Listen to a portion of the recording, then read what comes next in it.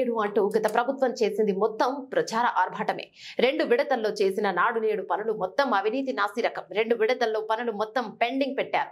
3వ విడత అసలు మొదలే కాలేదు. ఇక 900 కోట్లు పెండింగ్ బిల్లులు పెట్టి వెళ్లారు. ఖర్చు పెట్టిన దాంట్లో మొత్తం అవినీతి జరిగింది.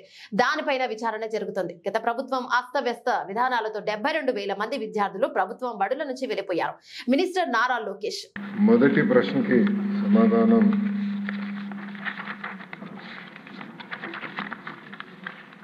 మొదటి విడత కింద 15,713 పాఠశాలల్లో ఈ కార్యక్రమం చేపట్టడం జరిగింది.